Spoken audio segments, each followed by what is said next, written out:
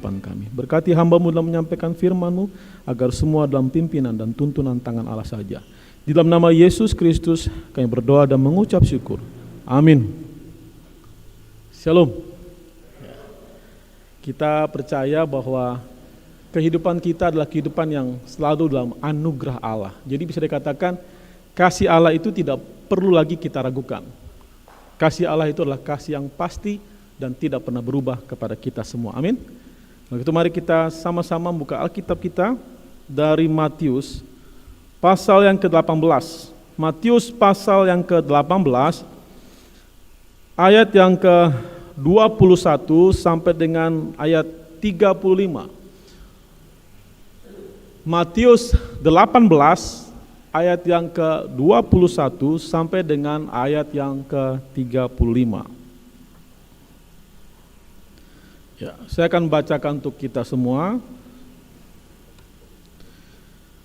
Demikian firman Tuhan. Kemudian datanglah Petrus dan berkata kepada Yesus, "Tuhan, sampai berapa kali aku harus mengampuni saudaraku jika ia berbuat dosa terhadap aku? Sampai 7 kali?" Yesus berkata kepadanya, "Bukan, aku berkata kepadamu, bukan sampai 7 kali, melainkan sampai 70 kali 7 kali.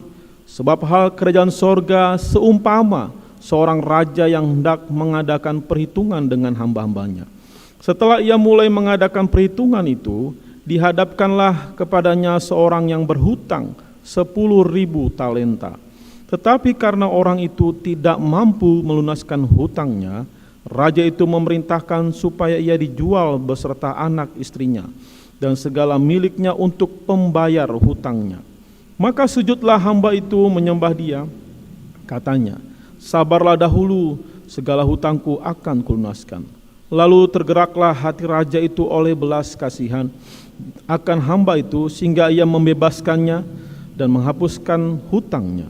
Tetapi ketika hamba itu keluar, ia bertemu dengan seorang hamba lain yang berhutang 100 dinar kepadanya. Ia menangkap dan mencekik kawannya itu, katanya, 'Bayar hutangmu.' Maka sujudlah kawannya itu dan memohon kepadanya, 'Sabarlah dahulu, hutangku itu akan kulunaskan.' Tetapi ia menolak dan menyerahkan kawannya itu ke dalam penjara sampai dilunaskannya hutangnya.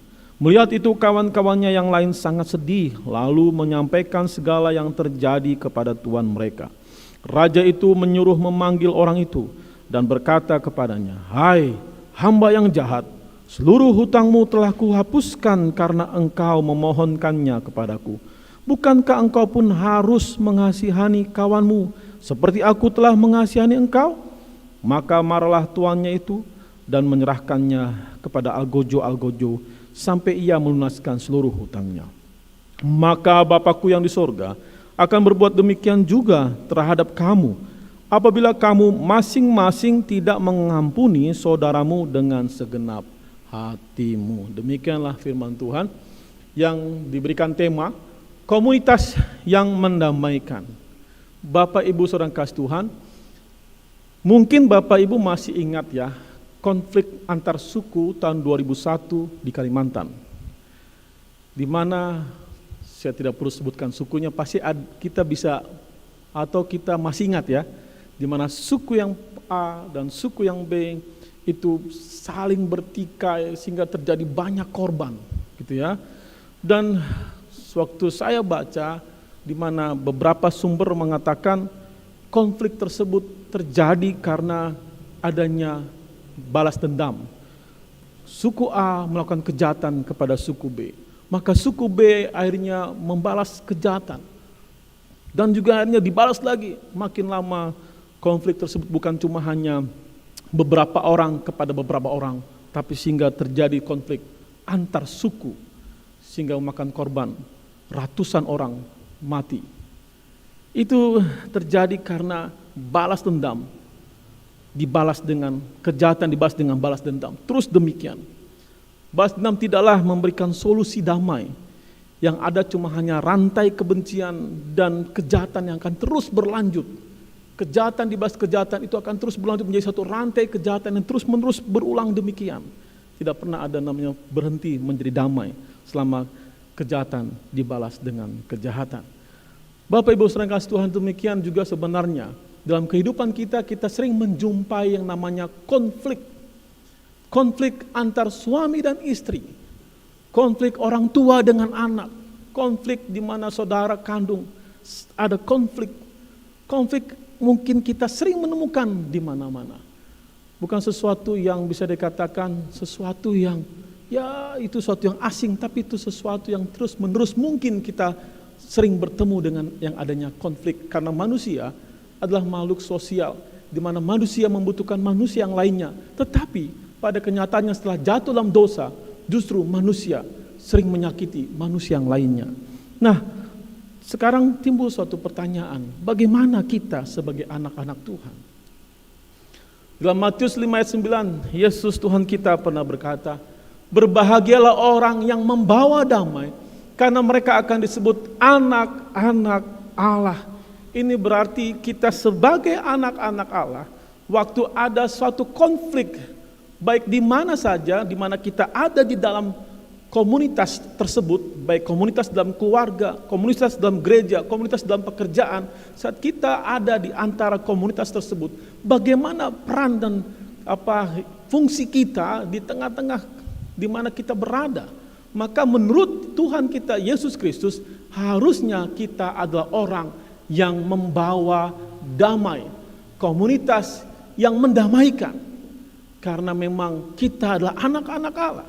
Setelah kita percaya Yesus sebagai Tuhan dan Juru Selamat kita, maka kita diberikan kuasa menjadi anak-anak Allah.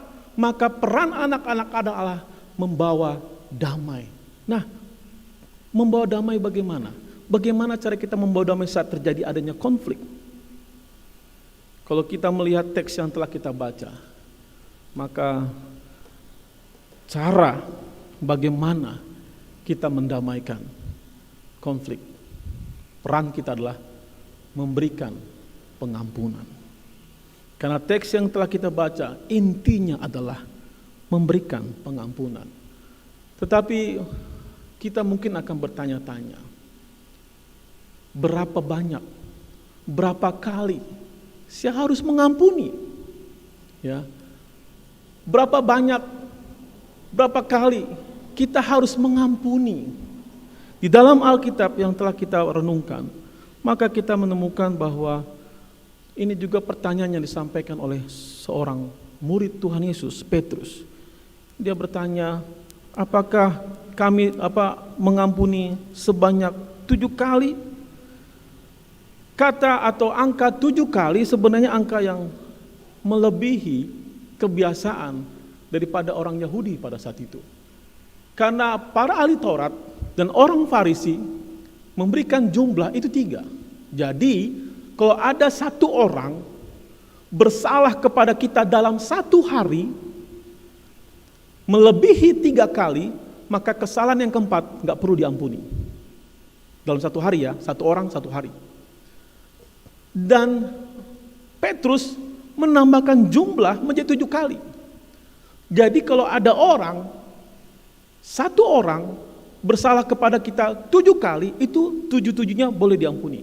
Tapi kesalahan yang ke-8 gak boleh diampuni. Itu ya. Ini Petrus memberikan jumlah yang lebih banyak daripada ahli Taurat dan orang Farisi. Tetapi apa yang dijawab Tuhan Yesus? Dijawab Tuhan Yesus adalah 70 kali 7 kali. Ya. Bukan aku berkata kepadamu bukan sampai 7 kali, melainkan sampai 70 kali 7 kali. Berarti ini ada 490 kali. Ya. 1 orang yang bersalah kepada kita dalam 1 hari jumlahnya 490 kali, maka yang ke 491 baru tidak boleh diampuni. Tapi pertanyaannya, adakah orang yang terdekat dengan kita? Karena biasanya orang yang bersalah kepada kita adalah orang yang terdekat dengan kita. Kalau orang yang tidak ada hubungan dengan kita, maka mungkin kesalahan yang dilakukan kepada kita ya gak terlalu banyak, atau mungkin gak terlalu penting. Tapi biasanya orang yang terdekat dengan kita itulah yang sering melakukan kesalahan kepada kita. dan juga lebih menyakiti hati kita dibanding mereka yang tidak kita kenal atau orang yang tidak ada hubungan apa-apa dengan kita. Maka menyakiti hati kita tuh sesuatu yang sangat mungkin bisa jadi nggak pernah. Tapi orang yang terdekat dengan kita, baik anak kita, baik juga istri atau suami kah, atau mungkin juga menantu kah, pokoknya orang yang terdekat dengan kita, justru itu yang paling sering menyakiti atau melakukan kesalahan. Tetapi jumlah yang diberikan Tuhan Yesus adalah 490 kali dalam satu hari. Pertanyaannya, adakah orang yang terdekat dengan kita yang melakukan 490 kali dalam satu hari melakukan kesalahan kita? Ayo coba hitung.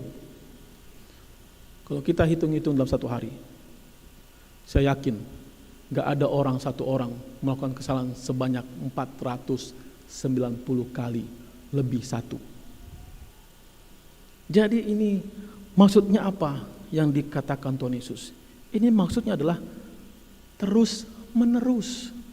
Jumlah yang terus menerus, tidak dibatasi oleh jumlah berapa kali, tapi bersifat terus menerus. Karena itulah saat Petrus dengan sedikit menambahkan jumlah 3 jadi 7, Tuhan Yesus sebenarnya tidak memberikan jumlah, tapi Tuhan Yesus ingin mengatakan terus menerus. Karena tidak akan mungkin ada orang bersalah dalam satu hari 490 kali. Nah, pertanyaan berikutnya mungkin kita akan berkata, bagaimana, kenapa kita harus mengampuni terus menerus? Kenapa kita harus mengampuni terus menerus? Kita mengampuni terus menerus karena kita adalah orang yang tidak layak diampuni, namun mendapatkan pengampunan daripada Allah. Seperti yang dikatakan C.S. Lewis, menjadi orang Kristen berarti mengampuni yang tidak dapat dimaafkan. Karena Tuhan telah mengampuni yang tidak dapat dimaafkan di dalam diri Anda. Di dalam bagian ini kita melihat sebenarnya Bapak Ibu sekalian, apa yang dikatakan C.S. Lewis itu adalah tepat. Mengapa saya katakan tepat? Karena kita adalah orang yang bersentuhan setiap hari, setiap detik, setiap waktu dengan Allah. Karena pribadi yang paling terdekat dengan kita dimanapun kita berada, kapanpun waktunya, itu siapa? Allah. Dalam Mazmur 139 dikatakan dia itu adalah maha hadir. Daud berkata, kemana aku pergi di situ engkau berada. Berarti dimanapun kita berada, Allah itu ada dan ada berada bersama dengan kita. Maka dalam bahasa Latin, coram Deo, yang artinya di hadapan Allah. Kita di hadapan Allah seperti ikan dalam akuarium, dan dimanapun kita berada, kita selalu ada di hadapan Allah. Dan apapun yang kita kerjakan, apapun yang kita lakukan, kita sedang lakukan di hadapan Allah. Ya, jadi tidak ada yang tersembunyi, tidak ada sesuatu yang kita lakukan Allah tidak melihat. Karena semua secara detail, seluruh kehidupan kita sedang lakukan di hadapan Allah. Tidak ada tempat kita bisa bersembunyi untuk tidak terlihat oleh Allah, untuk melakukan sesuatu hal. Tidak ada. Tidak ada ruang yang bisa menyembunyikan, bahkan hati kita yang terdalam pun Tuhan melihat. Berarti seluruh keberadaan kita sedang kita lakukan di hadapan Allah. Maka dengan demikian, apapun yang kita perbuat kepada orang lain, kita sedang perbuat kepada Allah, bagi Allah. Waktu kita menyakiti hati orang, kita sedang menyakiti Allah. Waktu kita ngerasani orang, kita sedang ngerasani Allah.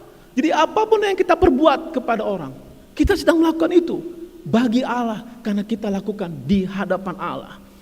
Bahkan Bapak Ibu sekalian Tuhan, dosa itu dipandang Allah bukan sesuatu yang sudah diperbuat. Dosa itu di hadapan Allah adalah yang baru terbetik dalam hati saja, itu sudah dihitung sebagai dosa.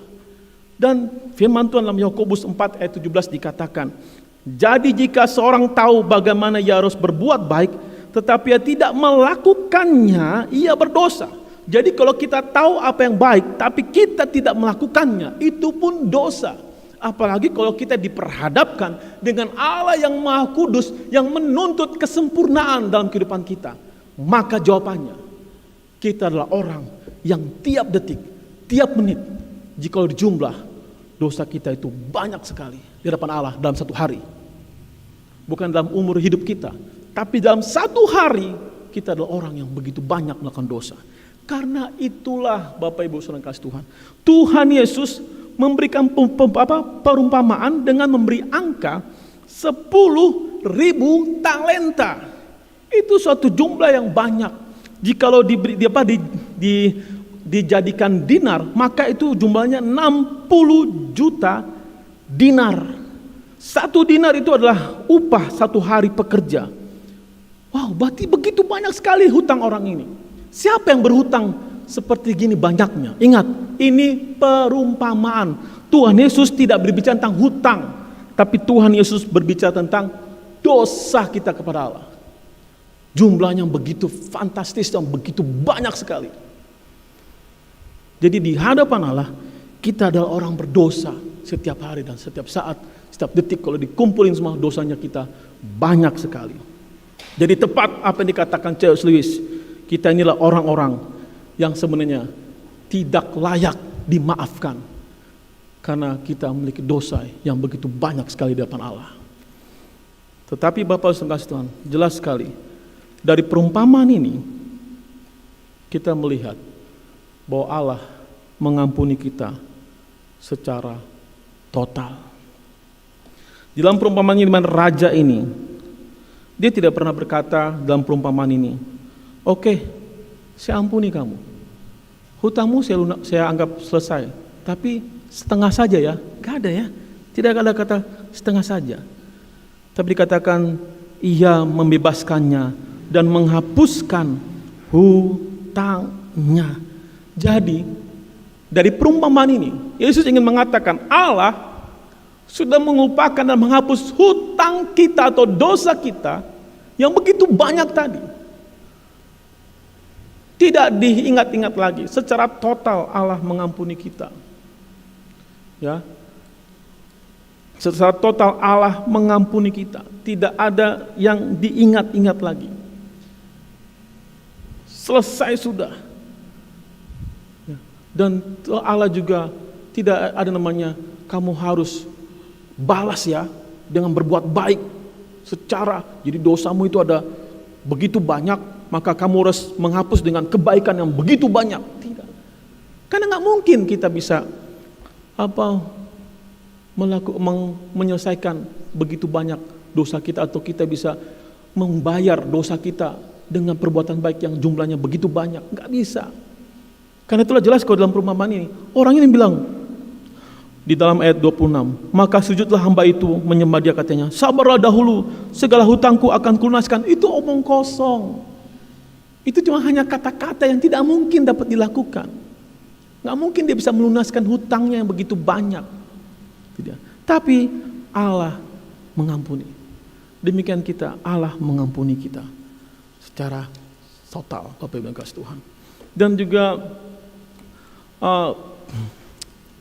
kalau kita melihat 60 juta dinar tadi, itu dapat ada yang mengatakan itu dapat dilunaskan selama 200.000 tahun bekerja tanpa gaji. Jadi orang ini waktu mengatakan aku akan melunaskan hutangku, dia harus bekerja kepada raja itu selama 200.000 tahun tanpa gaji, tanpa upah. Dia bekerja 200.000 tahun untuk melunaskan hutangnya.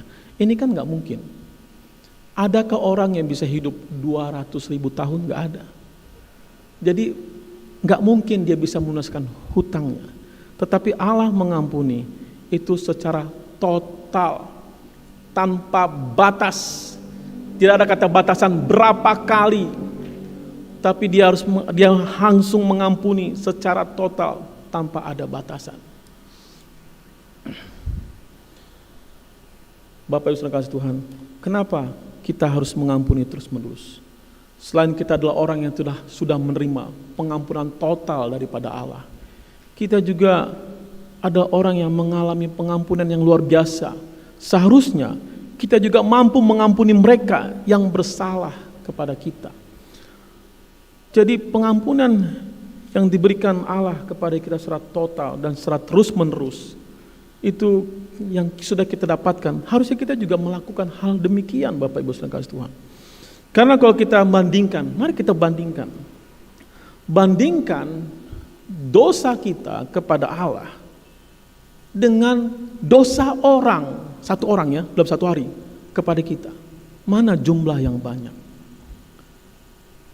Pasti kalau kita mau bandingkan dengan jujur, maka jumlahnya sangat jauh sekali antara dosa kita kepada Allah dengan dosa orang kepada kita, antara kesalahan kita kepada Allah dengan kesalahan orang kepada kita, itu jumlahnya itu begitu jauh sekali. Karena sering hukum Tuhan, perintah Tuhan, kehendak Tuhan kita langgar dalam satu hari. Tapi orang yang terdekat dengan kita, itu jumlahnya pasti nggak sebanyak jumlah dosa yang kita lakukan kepada Allah. Ya. Karena itu di dalam bagian ini dikatakan ada orang yang berhutang itu cuma 100 dinar yang bisa dilunaskan dengan cara bekerja 100 hari. Berarti ini bukan sesuatu yang sangat besar, mudah dia selesaikan sebenarnya. Dosa orang itu kepada, atau hutang orang itu kepada yang satu orang lagi itu sebenarnya mudah dilunaskan. Gak butuh lama-lama. 100 hari aja dapat diselesaikan. Tapi terkesannya itu begitu banyak sekali sehingga kesannya tidak bisa diselesaikan, sehingga harus dipenjara. Sehingga orang itu mencekik dan mempenjarakan orang yang berhutang 100 dinar tadi. Dan sering sekali banyak orang demikian. Lupa siapa diri mereka, sehingga akhirnya begitu gampang membalas atau tidak mengampuni orang yang bersalah kepada dirinya. Kesannya dia adalah orang yang tidak bersalah sama sekali. Saat kita menuntut orang, atau kita membalas orang, atau kita mengatakan tidak mau mengampuni kesalahan, sebenarnya apakah kita adalah orang yang layak diampuni? Waktu kita tidak mau mengampuni orang lain, pertanyaannya apa kita layak untuk diampuni? Kita pun sebenarnya orang yang tidak layak untuk menerima pengampunan. Seperti katakan C.S. Lewis, kita ada orang yang tidak layak mendapatkan pengampunan. Jadi seharusnya, karena kita adalah orang yang tidak layak mendapatkan pengampunan, tapi menerima pengampunan secara total dan terus-menerus daripada Allah, harusnya kita juga berlaku demikian kepada mereka yang hanya bersalah kepada kita yang gak begitu banyak. Ya, urusan Tuhan itu adalah urusan berbicara tentang satu hari ini saja. Itu dia. Jadi Bapak yang kasih Tuhan dalam contoh ini, dalam perumpamaan ini menghendaki adalah pengampunan. Jadi untuk menyelesaikan konflik, kita sebagai komunitas di dalam gereja ini, orang-orang yang disebut sebagai anak-anak Allah, harusnya mengusahakan pendamaian atau kedamaian atau mendamaikan konflik, maka kita harus memberikan pengampunan. Ya. Pengampunan itu sebagai kunci untuk menjadikan konflik menjadi damai. Mungkin kita berkata, aduh sulit sekali. Dia itu nggak berubah-berubah. Dia gitu begini. Bapak Saudara kasih Tuhan. Lihatlah diri kita. Di selama kita lihat orang, lihat juga diri kita. Mungkin kita berkata dia nggak pernah berubah. Pertanyaannya di hadapan Allah, apa kita adalah orang yang sudah berubah? Waktu kita menuntut orang untuk mengampuni orang, menunggu perubahannya, pertanyaannya, apakah kita juga ada orang yang sudah berubah? Apakah Allah menuntut kita untuk berubah dulu maka kita diampuni? Tidak. Allah mengampuni kita bukan karena kita sudah berubah dulu. Bukan, kita juga orang berdosa. Bahkan hari ini pun kita masih melakukan dosa. Jadi jangan tuntut orang dulu untuk berubah dulu maka kita mengampuni, enggak bisa. Dan tidak akan mungkin ada kedamaian. Dan tidak akan mungkin perdamaian itu bisa terwujud kalau kita menuntut orang berubah terlebih dahulu. Jadi bagaimana? Maka kitalah anak-anak Allah yang harus terlebih dahulu memberikan pengampunan walaupun memang orang itu belum berubah. Karena itulah ada kata 490 kali yang sifatnya terus menerus. Kalau Allah menuntut perubahan terlebih dahulu maka tidak perlu ada jumlah yang begitu banyak. Kamu jangan buat dosa lagi ya, yang sudah ke-7 kali. Nah, kan bisa aja. Berarti menuntut perubahan. Karena ada batasan 7 kali. Berarti kalau dia nggak berubah, maka ke-8 kali nggak diampuni. Loh, Allah tidak menuntut perubahan demikian baru dia mengampuni. Jumlah yang 490 itu begitu banyak. Berarti apa? Kapanpun kita melakukan dosa, dia siap mengampuni kita. Nah, demikian juga dengan kita. Kapanpun orang itu bersalah kepada kita, kita harus siap mengampuninya. Karena kita adalah orang yang diampuni, maka kita juga harusnya mengampuni. Demikian juga dikatakan dalam ayat 33. Bukankah engkau pun harus mengasihi kawanmu seperti aku? Ada kata ditegaskan, seperti aku telah mengasihi engkau. Jadi ukurannya mengampuni orang itu, ukurannya adalah Allah mengampuni kita, bukan ukurannya pemahaman kita. Mungkin ukuran pemahaman kita, ini orang nggak bisa lagi dimaafin, kelakuannya udah begini, mungkin kita sakit hati berkali-kali bikin sakit hati, nggak bisa diampuni. Bagaimana orang ini diampuni nggak berubah, bikin kesel terus, omongannya menyakiti, perbuatannya sering sekali menyakiti. Ya. Jadi biasanya ini terjadi biasanya umumnya karena orang terdekat tuh suami dan istri dan orang tua dan anak, terus saudara dengan saudara, biasanya konflik itu yang sering terjadi di dalam keluarga. Jadi sering terjadi konflik di dalam keluarga karena orang terdekat ya orang-orang yang dalam keluarga tadi, menantu dan mertua. Ya, ini menantu dan mertua juga sering terjadi konflik di dalamnya. Nah, tetapi Yesus berkata dalam perumpamaan ini, seperti aku telah mengasihi engkau. Ukurannya adalah seperti Allah mengasihi kita. Itu ukuran yang dipakai oleh Allah. Kalau kita adalah orang yang sudah menerima anugerah pengampunan, maka kita akan dimampukan dalam anugerah tersebut untuk mengampuni. Karena itulah Tuhan mengatakan dalam 35, maka Bapakku yang di surga akan berbuat demikian juga terhadap kamu, apabila kamu masing-masing tidak mengampuni saudaramu dengan segenap, kata segenap hatimu. Jadi ini memberikan penjelasan, karena kita adalah orang yang telah menerima pengampunan dengan segenap hati Allah, maka kita seharusnya orang yang telah menerima anugerah tersebut mampu mengampuni orang dengan segenap hati dan terus-menerus secara total dan tidak lagi ungkit-ungkit. Mungkin kita berkata, loh bagaimana saya ungkit-ungkit? Saya selalu ingat ya. Betul, boleh ingat, kita bukan orang lupa ingatan. Ingat, tetapi maka dikatakan 460 kali terus-menerus. Waktu kita ingat kesalahannya, kita ampuni lagi. Gak ada namanya orang lupa ingatan. Oh, kita lihat orang ini orang banyak kesalahannya. Lepaskan lagi pengampunan. Susah. Karena itulah Tuhan berikan anugerahnya. Karena itulah pertumbuhan kita, kemampuan kita nggak mampu kita melakukan sendiri. Ada Roh Allah yang tinggal dalam diri kita, yang akan terus berkarya memampukan kita. Jadi pengampunan itu bisa terjadi selama kita dipimpin oleh Roh Kudus, selama kita mau dituntun oleh Roh Kudus. Maka di sini letaknya, kita harus mau bergantung, beribadah, berdoa kepada Allah, karena cuma Dia yang mampukan kita. Nah, karena itulah saya pribadi ya berbicara tentang perceraian, saya tidak menyetujui perceraian. Dan memang Alkitab juga mengatakan demikian. Tapi mungkin banyak versi. Waktu orang menjelaskan Matius pasal 19 itu banyak versi. Tapi saya pribadi saya pegang tidak ada boleh perceraian. Yesus tidak pernah mengajarkan perceraian.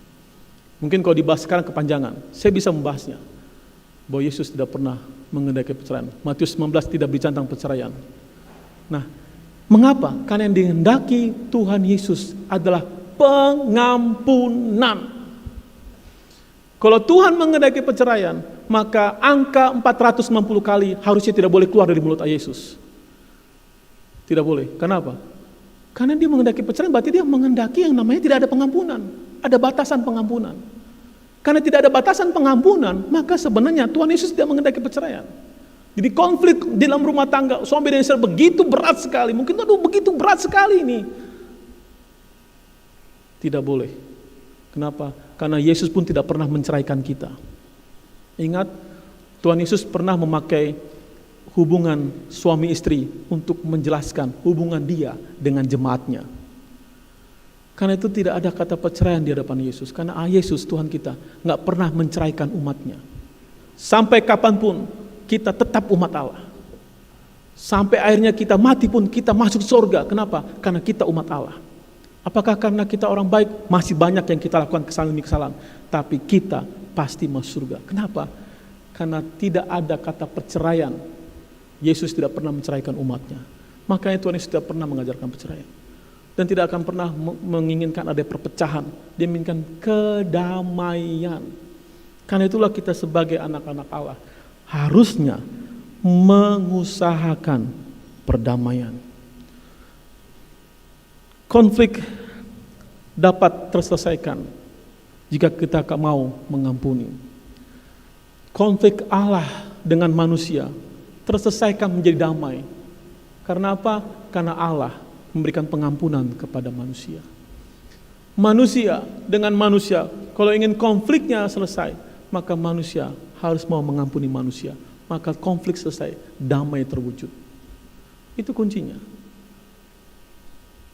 Lihat segala kenyataan pengalaman hidup kita. Tidak ada namanya kejahatan dibalas kejahatan akan menimbulkan kedamaian.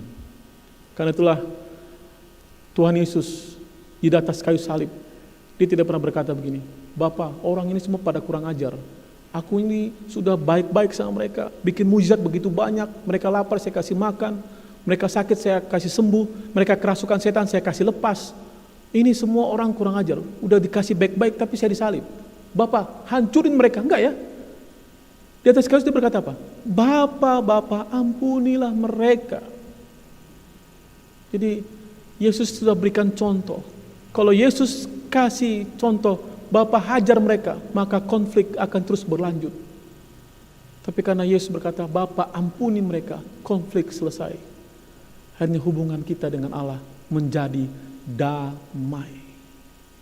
Tidak ada lagi perseteruan antara Allah dengan kita umatnya. Demikian dengan kita. Jadi Bapak Ibu sekalian, mari sebagai anak-anak Allah, teruslah perjuangkan kedamaian dengan cara memberikan pengampunan. Mari kita berdoa. Kembali kami datang padamu Bapa kami di surga. Kami bersyukur pada kesempatan pagi hari ini. Kami diingatkan kembali bagaimana kami harus mengusahakan kedamaian, yaitu dengan cara memberikan pengampunan. Sulit Tuhan, ini sangat sulit. Karena itulah kami percaya perintah-Mu yang sulit ini bukan sesuatu yang dilepaskan oleh Engkau untuk kami lakukan sendirian. Karena jikalau kami lakukan sendirian dengan kemampuan kami, maka tidak akan mungkin perintah-Mu ini terwujud.